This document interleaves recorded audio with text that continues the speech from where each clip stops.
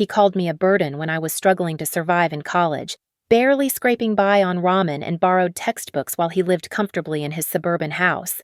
Now, years later, he stood at my doorstep with his hand out, demanding $40,000 for a sports car he didn't need.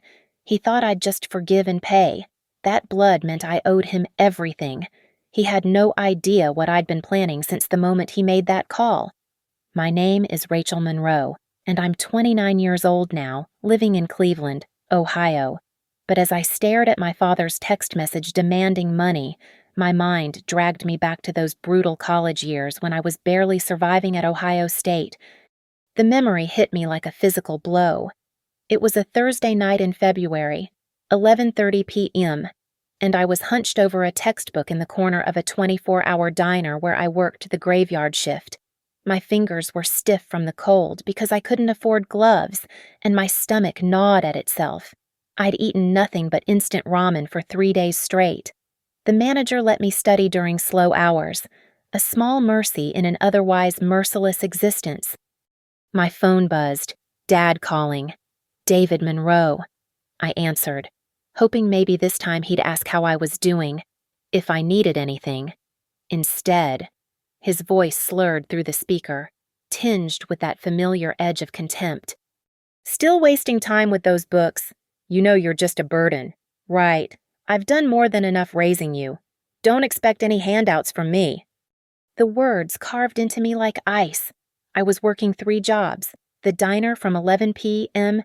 to 7 a.m., tutoring freshmen in the afternoons, and stocking shelves at a grocery store on weekends. My scholarship covered tuition, barely, but everything else, books, food, the suffocating dorm room I shared with 2 other girls, came from whatever I could scrape together. Dad, I'm not asking for money. I just wanted to tell you I made the dean's list again. Dean's list doesn't pay bills. Rachel, you chose this path. Deal with it. The line went dead. I remember sitting there in that diner, watching steam rise from coffee cups at other tables, seeing families laugh together, and feeling utterly alone. My hands shook as I returned to my economics textbook, the numbers blurring through tears I refused to let fall. The heating in my dorm had broken again that week, and I'd been sleeping in my coat, using extra textbooks as blankets. My roommates had gone home for the weekend. They had families who welcomed them. David Monroe lived 40 minutes away in his 4-bedroom house in Shaker Heights. He had a garage full of tools he never used, a basement bar where he entertained his buddies every Friday night, and a new flat-screen TV he'd bragged about buying. But his daughter was a burden. I survived on 79-cent boxes of mac and cheese, diluted dishwashing soap to make it last longer, and walked 2 miles to campus in torn sneakers because the bus fare could buy me 2 meals. I learned to ignore the hunger pangs during lectures, to smile when classmates talked about their spring break plans while I picked up extra shifts. The worst part wasn't the poverty. It was knowing that my own father saw my struggle and chose to mock it. When I'd call, less and less frequently, he'd always find a way to remind me that I was on my own. You're too proud, just like your mother was, he'd say, even though Mom had died when I was 12, and pride had nothing to do with survival. I studied with a desperate intensity that had nothing to do with academic ambition and everything to do with escape. Every A was a step away from David Monroe's shadow, every completed semester proof that I could make it without him. My professors praised my work ethic, not knowing I studied until 4 a.m., because the library was warmer than my dorm room. But those words, "You're just a burden," they burrowed deep.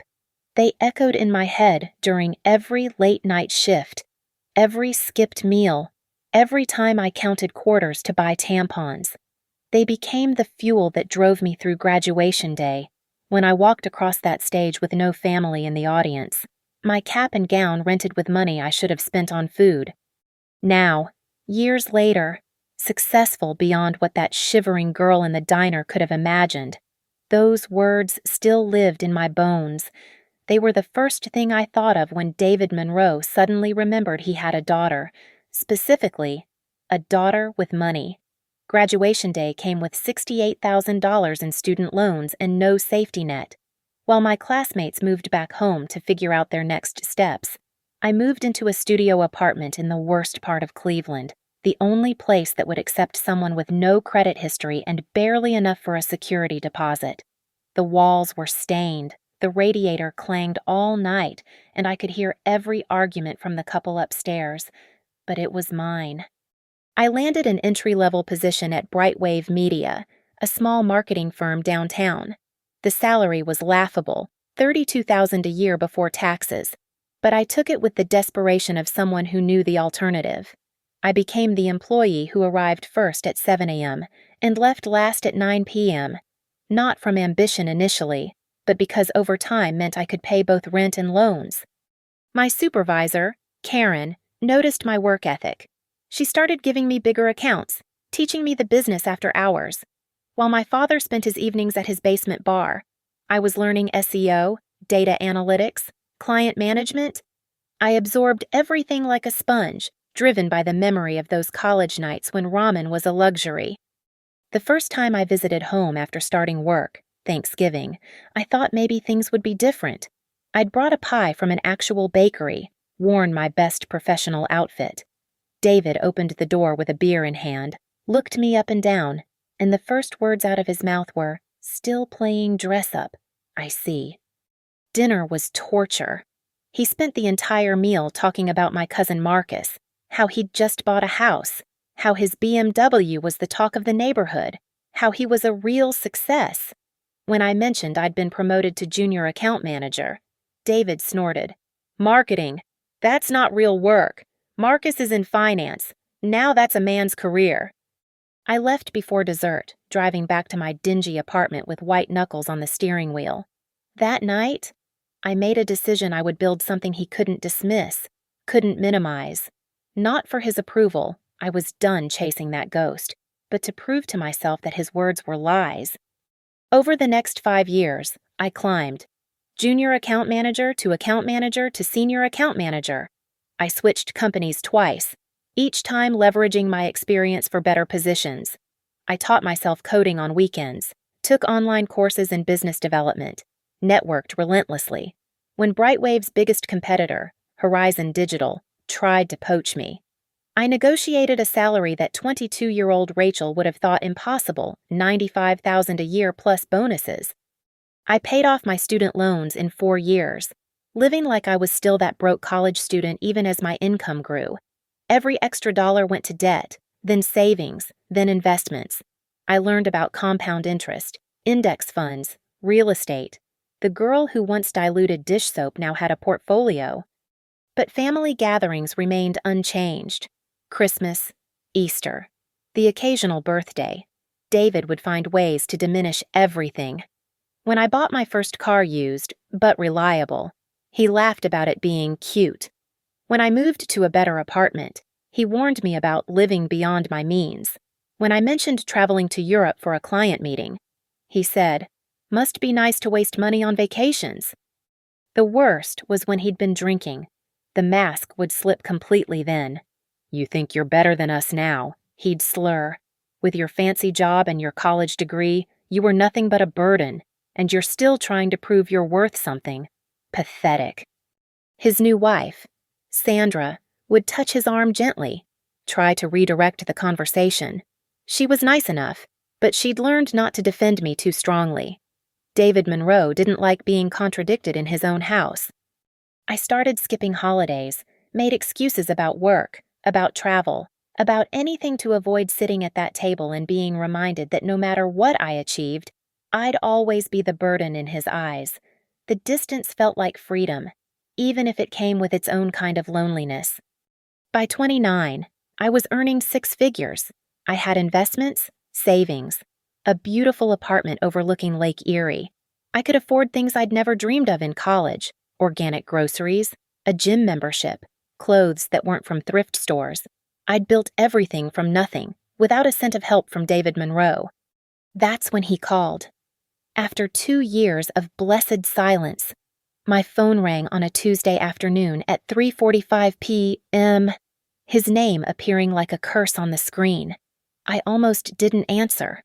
I should have trusted that instinct. Rachel, it's your father.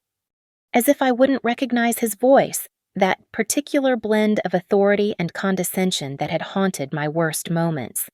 I was sitting in my office at Horizon Digital, reviewing quarterly reports, when the call came through. 2 years of silence, and now this. David, I said, not Dad. That title had died somewhere between instant ramen and graduation day. Listen, I need to talk to you about something important. Family business. Family. The word tasted bitter, considering he'd spent years telling me I was a burden. Not family. I waited, saying nothing. I'm looking at buying something. An investment, really. A Corvette Z06, limited edition. They only made a few hundred. It's a smart purchase. These things appreciate in value. I almost laughed. An investment, of course.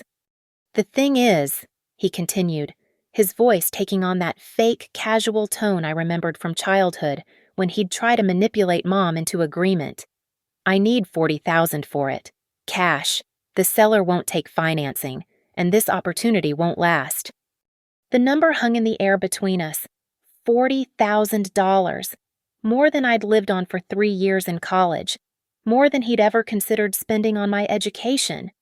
You want me to give you $40,000 for a sports car? I kept my voice neutral. Professional. The same tone I used with difficult clients. Not give. This is family helping family. You've done well for yourself. Rachel, time to remember where you came from. Time to show some gratitude for everything I did raising you. Everything he did. The man who called me a burden, who let me starve through college while he renovated his basement bar, who mocked every achievement, diminished every success. Besides, he added, his voice hardening, you owe me 18 years of roof over your head, food on the table. That wasn't free. Now that you're making good money, it's time to pay it back. That's what family does. My hand trembled slightly as I set down my pen. Through my office window, I could see Lake Erie, gray and churning under cloudy skies. I thought of that freezing dorm room, of walking to class in shoes held together with duct tape, of counting pennies for a box of pasta. Family, I repeated slowly. Like when I called you crying because I couldn't afford textbooks and you told me to figure it out myself. Don't be dramatic. You managed fine. Or when I was hospitalized with pneumonia because I couldn't afford to heat my dorm room and you said I was being weak. You're exaggerating. As usual. Look, do you have the money or not? This seller won't wait. It's a 2024 model, carbon fiber package, only 8,000 miles on it. I already told the guys at the club about it. There it was. The real reason. He'd already bragged to his friends, already painted himself as the successful man who could drop 40 grand on a toy. His ego had written a check he couldn't cash, and now he expected his burden of a daughter to bail him out. You told your friends you were buying it before you even had the money. I know I can count on my daughter. Family supports each other. That's how it works. You support me now, and who knows? Maybe the car will be worth something for your inheritance one day. Inheritance. As if he'd ever leave me anything but debt and resentment. I need time to think about it, I said, surprising myself with the calmness in my voice. Time. What's there to think about? You either have family values or you don't. You either appreciate everything I've done or you're just another ungrateful. I said I need time. David, I'll call you back. This weekend, the seller needs an answer by Sunday. And Rachel, don't overthink this. You know what the right thing to do is. For once in your life, don't be selfish. Selfish. The girl who worked 3 jobs, who went hungry, who built everything from nothing. Selfish. After he hung up, I sat in my office until 7:30 p.m., staring at nothing. My assistant knocked twice, concerned, but I waved her away. $40,000. Not for medical bills, not for a house repair, not even for retirement, for a sports car to impress his drinking buddies. He didn't ask how I was, didn't ask about my job, my life, my health. 2 years of silence, and the only reason he called was because he saw me as an ATM, not a daughter, never a daughter, just a burden who'd finally become useful. That night, I pulled out my laptop and began searching, not for car listings, but for something else entirely. David Monroe thought he knew his daughter. He thought I was the same scared girl who'd beg for scraps of approval. He was about to learn exactly how wrong he was. I didn't call him back that weekend. Instead, I sent a text on Sunday at 8 p.m. Need more details about this investment. Let's discuss properly. When can we meet? His response was immediate, almost desperate. How about tomorrow lunch? I'm working, but I can do dinner next Friday. We should go through the paperwork properly if this is really an investment. The fish was on the hook. I could practically feel his relief through the phone. He thought he'd won. That week, I became someone I didn't recognize, a detective excavating my father's life. It started innocently enough, with public records. David Monroe, age 56, resident of Shaker Heights, property taxes current, house valued at $300,000, 2 cars registered, nothing special. On paper, middle-class respectability. But I knew David Monroe better than any public record could show. I knew his patterns, his weaknesses, his prideful blind spots, and I knew he'd never been good with money. Mom had handled all that before she died. I called Tom Martinez, an old family friend who used to drink with David before they had a falling out. Tom owned a construction company and had always been kind to me, slipping me $20 bills at family gatherings when David wasn't looking. Rachel, been too long. How's the corporate world treating you? Can't complain, Tom. Actually, I'm calling about David. He's asked me for some financial help, and I want to make sure I understand his situation before I commit to anything. Tom's laugh was bitter. Financial help? That's rich. Your father owes me $12,000 from a poker game 2 years ago. Still waiting on that. Poker, of course. He's still playing. Every Thursday night at 9 p.m., Mickey's Garage. Higher stakes than he can afford. But you know David, always acting like the big shot. Heard he's into Mickey for at least $30,000 now. My stomach twisted, not from sympathy, but from recognition. This was leverage. Next, I reached out to my cousin Marcus's ex-girlfriend, Jennifer. She and I had stayed friendly after their messy breakup, bonding over our mutual disgust with Monroe family dynamics. David's been borrowing from everyone, she told me over coffee. Asked Marcus for $20,000 last month. Some story about a business opportunity. Marcus said no, and David lost it. Called him ungrateful, selfish. Sound familiar? It did, painfully familiar. The real goldmine came from Sandra's sister, Louise. I'd helped Louise's daughter with college applications a few years back, and she'd remained grateful. A few carefully placed questions revealed that Sandra had no idea about the extent of David's debts. Sandra thinks they're doing fine, Louise confided, but I saw a credit card statement at their house, maxed out, $28,000, and that was just one card. Poor Sandra. She trusts him completely. By Wednesday, I had a file 2 inches thick. Gambling debts to Mickey Torino totaling $32,000. Personal loans from 3 different friends. Another $20,000 combined. Credit card debt across 5 cards approaching $50,000. A second mortgage on the house Sandra didn't know about. And most damning, emails I'd recovered from an old shared family computer backup, showing David had been siphoning money from Sandra's inheritance from her mother. He wasn't buying a sports car for investment. He was desperate, probably being pressured by Mickey for payment. The car was either a lie to get money from me, or worse, some delusional attempt to win big by selling it for more than he paid. Classic gambling addict logic. Thursday night at 11:15 p.m., I sat in my apartment, spread the evidence across my dining table, and felt something cold settle in my chest. Not rage anymore. That had burned out sometime between discovering the second mortgage and the stolen inheritance. This was colder, more precise. David Monroe had made me feel worthless for wanting an education. He'd watched me struggle and called it character building while he gambled away more than my entire college cost. He'd let me believe I was a burden while he was the one drowning in debt of his own making. I opened my laptop and created a new email account. Untraceable. Temporary.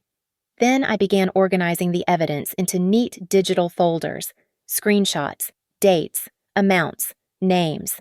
A catastrophic story told in numbers and betrayals. But I wasn't ready to deploy it yet. No, first I would give David Monroe exactly what he thought he wanted. I would agree to his request. Let him think his burden of a daughter had finally become useful. I would sit across from him at dinner and watch him gloat about his victory. And then, when he was comfortable, when he thought he'd won, I would show him exactly what his burden had become. I picked up my phone and texted him, "Been thinking about your investment opportunity. Let's discuss over dinner Friday, 8 p.m. at Marble Room downtown. My treat." His response was immediate. "Knew you'd come around. Family is everything." I smiled at that, but it wasn't a kind smile. It was the smile of someone who'd learned to survive without family, who'd built themselves from ashes and spite. The smile of someone who was about to teach David Monroe the real cost of calling his daughter a burden. Friday couldn't come fast enough. Friday arrived with unseasonable warmth for Cleveland in March. I chose my outfit carefully, not flashy, but expensive in that understated way that whispered success. The watch Mom had left me, restored and polished. Designer heels I'd bought with my first bonus. I wanted David to see what his burden had become. The Marble Room was Cleveland's attempt at New York sophistication. White tablecloths, candlelight, a piano player in the corner playing jazz standards. The kind of place David would never take Sandra, too expensive for someone drowning in debt, but perfect for what I had planned. I arrived early, 7:45 p.m., and chose our table carefully, corner booth, private enough for conversation but visible enough that others would notice us. The folder waited in my leather bag, organized with the same meticulous care I'd once applied to stretching $20 across a week of groceries. David walked in at 8:05 p.m., and I watched him scan the room, taking in the crystal chandeliers, the suited waiters, the soft classical music. His eyes found me, and I saw him pause. Maybe it was the setting. Maybe it was seeing me as something other than the desperate college kid he remembered, but for a moment, he looked uncertain. He recovered quickly, though David Monroe always did. "Rachel," he said, sliding into the booth across from me. He'd dressed up, his good suit, the one he wore to weddings. "This is nice, fancy place for a family dinner." "I thought we should discuss your investment properly," I said, gesturing to the waiter. "Wine." "Scotch, neat." Of course. He ordered the 18-year Macallan without checking the price. $35 a glass. I wondered if he thought I was too naive to notice, or if he simply didn't care. "So," he said after his drink arrived, "you've done well for yourself. This place, those clothes, marketing must pay better than I thought." "It does when you're good at it." "Still," he continued, swirling his scotch, "must be nice. When I was your age, I was working construction, breaking my back for pennies. You kids today, sitting in offices, typing on computers, making more than we ever dreamed. You kids today, as if I hadn't worked 3 jobs through college, as if those office hours hadn't been earned through years of exhaustion and ramen dinners." "Tell me about the car," I said, steering the conversation where I wanted it. His eyes lit up immediately. "Oh, Rachel, it's beautiful. Torch red, carbon fiber package, Z07 performance package, 0 to 60 in 2.9 seconds, only 14,000 miles on it, garage kept, 1 owner, the guy's asking 55, but I talked him down to 40. 55 seems high for a used car." "It's not just a car," he said, leaning forward with the enthusiasm of a child describing a toy. "It's an investment. These limited editions, they appreciate. In 5 years, it could be worth 70, maybe 80,000. I nodded, pretending to consider this. "And you need the 40,000 by Monday. Sunday, actually. The seller has another interested buyer. Cash talks. You know I told him my daughter would come through. Family supports, family. There it was again. Family. The word he wielded like a weapon when he needed something. Forgotten when I'd needed anything. The waiter approached. Ready to order. David didn't even glance at the menu. Ribeye, medium, loaded baked potato, and another scotch. I ordered the salmon, though I knew I wouldn't eat much. My stomach was tight with anticipation, the folder in my bag feeling heavier with each passing minute. You know, David said after the waiter left, your mother would be proud, seeing you successful, able to help family when they need it. She always said family comes first. The audacity of invoking my mother's memory. Mom, who'd worked double shifts as a nurse to keep us afloat while David spent weekends at the track. Mom, who'd hidden money in coffee cans so David wouldn't gamble away the grocery budget. Mom, who died when I was 12, leaving me alone with a man who saw me as nothing but an 18-year burden to endure. Mom did believe in family, I agreed, my voice steady. She also believed in honesty, responsibility, paying your debts. Something flickered in his eyes, but the scotch was working its magic, making him bold. Speaking of debts, I figure this makes us even, all those years raising you, keeping a roof over your head, food on the table. 40,000 seems about right for 18 years of expenses. You want me to pay you back for my childhood? Investment, he said, pointing his glass at me. I invested in you. Now you invest in me. Circle of life. I thought of the file in my bag, the gambling debts, the stolen inheritance, the second mortgage, all the evidence of David Monroe's real character, documented and verified. Soon, I told myself, soon. Tell me, I said, voice casual, what does Sandra think about this investment? His face tightened slightly. Sandra doesn't understand cars. Women never do. This is between you and me.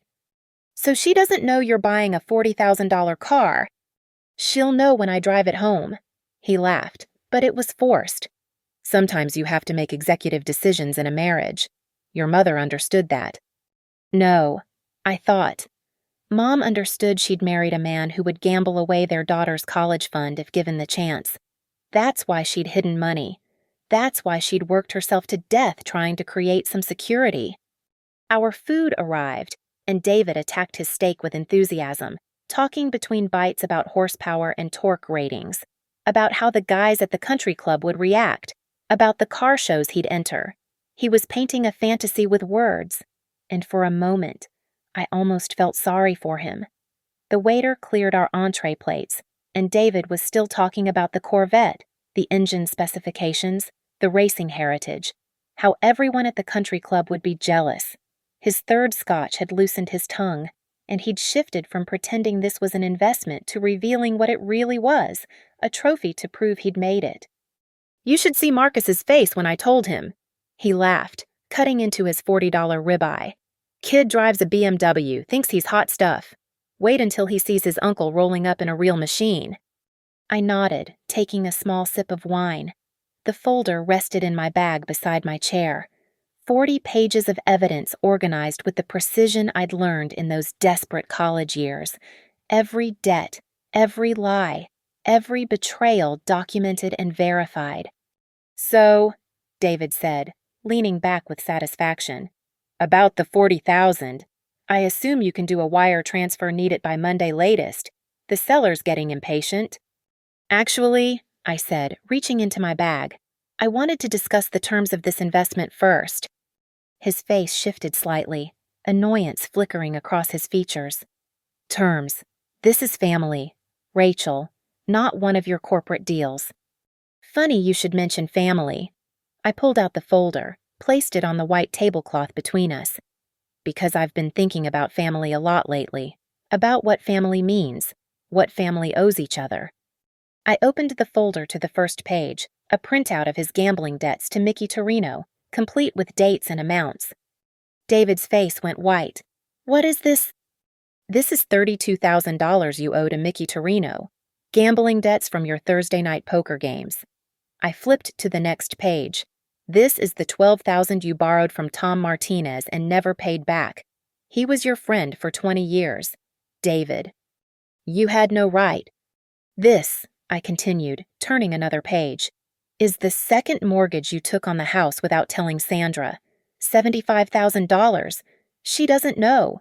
Does she? The restaurant noise seemed to fade around us. David's hands gripped the table edge, his knuckles white. And this, I turned to the most damning evidence. These are the withdrawals from Sandra's inheritance account. Her mother's money. David, $43,000 over 18 months. That's not just debt, that's theft. You don't understand, he started, his voice hoarse. The market went bad. Some investments didn't pan out. Stop! My voice was calm, colder than the Cleveland winter. When I was 20, I called you crying because I couldn't afford a $70 textbook. Do you remember what you said? He said nothing. You said I was a burden, that you'd already done enough, that I needed to figure it out myself. I closed the folder. I ate ramen for a week to buy that book. I studied in a freezing dorm room because heat cost extra. I worked until 4 a.m., serving coffee to truckers, then went to 8 a.m. lectures. And every time I called home, hoping for just a word of encouragement, you reminded me I was nothing but a burden. That was different.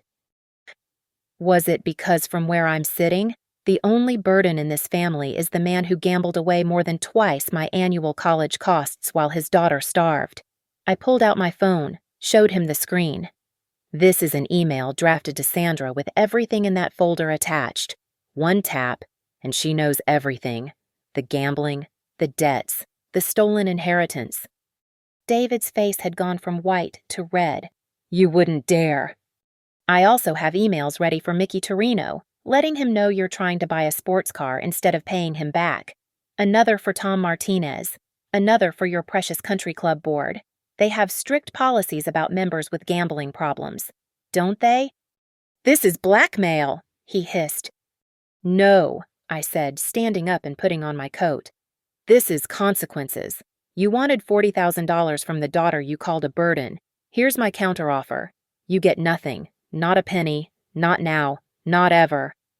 I dropped $200 bills on the table for dinner and looked down at him one last time. He seemed smaller somehow, shrunk by the weight of his own lies. But Rachel, family. Family. I laughed, but there was no humor in it.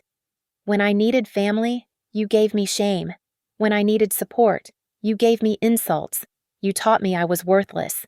David, the only thing you didn't teach me was that you were wrong. The other diners were starting to stare. David noticed, his face flushing deeper with embarrassment. Here's what's going to happen, I said, my voice just loud enough for nearby tables to hear. You're going to forget you have a daughter. You're going to lose my number. And if you ever contact me again for money, Sandra gets everything. The country club gets everything.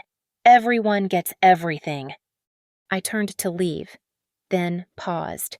Oh, and David, that burden you were so eager to get rid of, she grew up to be the only person who could have saved you. Congratulations. You played yourself. I walked out of the marble room at 9:47 p.m., leaving David Monroe sitting alone at a table for two, the folder of his sins spread before him like a feast he couldn't stomach. The other diners watched him with curiosity and whispered among themselves. For the first time since college, I felt the weight I'd been carrying begin to lift. The next morning, Saturday, I woke at 6 a.m. with purpose. The confrontation at Marble Room had been just the opening move. Now came the complete dismantling of David Monroe's house of cards. I opened my laptop and began executing the plan I'd refined all week. First, Sandra. She deserved the truth, delivered with compassion but without sugarcoating. I attached every piece of evidence to the email, the gambling debts, the second mortgage documents, the bank statements showing the stolen inheritance. The subject line read, "Information you need to know about your financial situation." Send. Next, Mickey Torino. I'd found his email through Tom Martinez. The message was brief. David Monroe owes you $32,000 but is attempting to purchase a $40,000 sports car. Thought you should know where his priorities lie. I attached screenshots of David's texts about the Corvette. Send. Tom Martinez, the other creditors, each received similar emails. Not malicious, just factual. David Monroe had money for toys but not for debts. Make of that what you will. The country club board received a more formal message, expressing concern about a member's gambling issues and attached public records of liens against his property. They prided themselves on maintaining standards. David had bragged about that when he'd joined 5 years ago. By 7:30 a.m., the emails were sent. By 8:15 a.m., my phone started ringing. David, I let it go to voicemail. He called again and again. 15 calls by 9 a.m. The voicemails progressed from angry to panicked to desperate. Rachel, what have you done? Sandra's leaving. She's packing right now. This is your fault. Mickey's guys are here. They want their money today. You've ruined me. Your own father. How could you? The last one came at 11:47. His voice broken. Please, please call me back. I need help. I'm begging you. I listened to each message once, then deleted them. There was something cathartic about it, like burning old journals full of pain. At 2 p.m., Sandra called. I answered this one. Rachel, she said, her voice surprisingly steady. I got your email. I wanted to thank you. I'm sorry you had to find out this way. I suspected something. The late nights, the secretive phone calls. But the inheritance? Her voice cracked slightly. My mother's money. She worked her whole life for that. You can probably recover some of it. With the documentation I sent, a lawyer could. I've already called one. Filed for divorce too. Emergency motion to freeze assets. She paused. He called you a burden, didn't he? All those years? I heard him say it once, told him it was cruel. He laughed. It doesn't matter anymore. Yes, it does. You deserved better. From both of us. I should have stood up for you more. After Sandra hung up, I sat in my apartment, looking out at the lake. The water was calm, reflecting the afternoon sun. My phone buzzed with more calls from David, but I had blocked his number now. Whatever happened next was his problem to solve. By evening, the news had traveled through the family grapevine. Marcus called, shocked that his successful uncle was actually broke. Jennifer texted, saying David had shown up at Marcus's house, begging for money, and been turned away. Tom Martinez left a voicemail saying David had tried to sell him the Corvette that didn't exist yet. Sunday morning, the final call came from an unknown number. I almost didn't answer, but something made me pick up. Is this Rachel Monroe? The voice was official, tired. Yes. This is Officer Bradley, Cleveland PD. Your father is here at the station. He's not under arrest, but he's in a bad state. Keeps saying you're the only one who can help him. He gave us your number. What happened? Domestic dispute with his wife. She's filed a restraining order. Then some gentlemen came to collect a debt. Neighbors called it in. He's safe here, but he needs someone to pick him up. I was silent for a long moment. Ma'am, will you come get him? No, I said quietly. No, I won't. He has other family. Try Marcus Conway, his nephew. He said you're his daughter. He also said I was a burden. Officer. That man hasn't been my father for a very long time. He made that choice, not me. I hung up and turned off my phone. Later that evening, I learned from Jennifer that David had eventually been picked up by someone from his country club, probably the last favor he'd ever get from them. He was staying in a motel on the outskirts of Cleveland, the kind that rented by the week. Sandra had already changed the locks on the house. The Corvette seller, tired of waiting, had sold to another buyer. Mickey Torino had given David 30 days to pay. After that, well, Mickey had a reputation to maintain. The country club had quietly revoked his membership. A week later, a letter arrived at my apartment. David's handwriting, shaky but recognizable. Rachel, you destroyed my life. I hope you're satisfied. I hope you think about what you've done. I hope you remember that you did this to your own father. David. No, love, Dad. No apology. No acknowledgement of his own role in his downfall. Just blame, aimed at the daughter he'd called a burden. I read it once, then fed it to my shredder, watching his words turn to confetti. Each strip that fell into the bin took with it a piece of the hold he'd had over me. The burden was finally free. 3 months passed before I saw him again. It was a Thursday evening, 9:20 p.m., and I was walking back from a client dinner downtown. The streets were quiet, just the occasional car passing, the city lights reflecting off puddles from an earlier rain. I turned the corner onto East 9th Street, and there he was. David Monroe stood outside a rundown bar, the kind with neon beer signs and sticky floors. He was thinner, his clothes wrinkled, holding a cigarette with shaking hands. He looked like he'd aged 5 years in 3 months. Our eyes met across the street. For a moment, neither of us moved. He dropped the cigarette, crushed it under his heel, and started walking toward me. I stood my ground, my hand instinctively gripping my phone in my pocket. Rachel. His voice was different, smaller. The authority and arrogance had been stripped away, leaving something raw and desperate. David. He started, then stopped, looked at the ground. I'm working at a warehouse now, loading trucks, night shift. I said nothing. Sandra took everything in the divorce, the house, the savings. Not that there was much left. He laughed, but it was hollow. Mickey gave me an extension on the debt. I'm paying him back. Slowly. Why are you telling me this? He looked up then, and for the first time in my entire life, I saw something I'd never seen in David Monroe's eyes: defeat. Complete, total defeat. I don't know. I guess. I wanted you to see what you did. What I did? The calm I'd maintained cracked slightly. David, you did this. Every bet, every lie, every stolen dollar, that was you. All I did was show everyone who you really were. You were supposed to help me, family. Stop. I held up my hand. Just stop. Family doesn't let family starve through college. Family doesn't call their daughter a burden for wanting an education. Family doesn't steal from their wife and gamble away their future. He stared at me, and I saw him finally understand something that had taken me years to learn. Family isn't about blood. It's about choice. And he'd chosen wrong every single time. I have to go, I said, stepping around him. Rachel, wait. His voice cracked. Do you ever think about forgiving me?